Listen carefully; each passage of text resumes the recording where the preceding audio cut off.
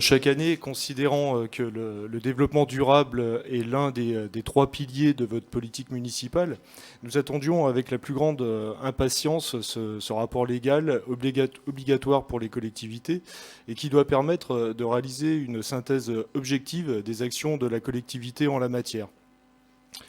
Nous avions émis l'année dernière un certain nombre de critiques et avions pointé un certain nombre de manques, notamment sur l'absence d'indicateurs essentiels à la qualité de ce rapport. Si nous avons été entendus sur la forme, et nous ne pouvons que reconnaître l'effort réalisé quant à sa présentation et à sa mise en page, nous restons une fois de plus sur notre faim sur le fond de ce document. Vous citez et valorisez en introduction le plan de sobriété énergétique mis en place à l'automne.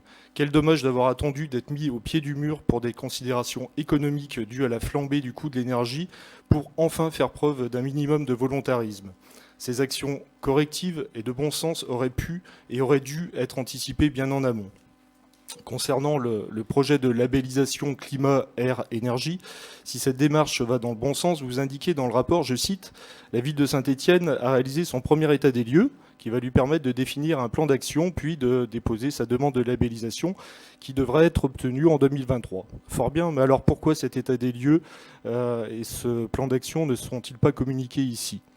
Vous évoquez l'évaluation climatique des budgets, en indiquant qu'elle a été appliquée au compte administratif de 2018 à 2021. Là aussi, fort bien, mais lorsque nous demandons à y avoir accès, on nous répond que ceux-ci sont des documents internes et donc non communicables. Vous indiquez vouloir agir en favorisant les usages innovants du vélo en ville et en développant les mobilités douces, alors que le ressenti des cyclistes se dégrade d'année en année et que le dernier classement de la FUB nous classe 33e sur 38 dans la catégorie Grande Ville dans sa dernière édition, que les vélivers sont dans un état d'usage catastrophique et que les pistes cyclables existantes sont unanimement citées pour leur dangerosité. Comment ne pas pointer du doigt également le manque de cohérence politique affiché par la volonté de créer des jardins de quartiers pédagogiques et des projets ambitieux de fermes urbaines d'une part, tout en fermant les serres municipales d'autre part. Serres municipales, fermes urbaines. Sommes-nous les seuls à qui cette complémentarité saute aux yeux? Difficile en effet d'y trouver une certaine logique. Logique qui nous échappe également concernant la construction d'une patinoire olympique à l'heure où une crise énergétique sans précédent nous oblige à revoir nos modes de vie. Ce manque de volontarisme criant en matière de développement durable trouve son illustration la plus parfaite dans un seul chiffre glissé dans ce rapport et concerne la commande publique. En effet, à peine la moitié des procédures prévoient une clause de développement durable.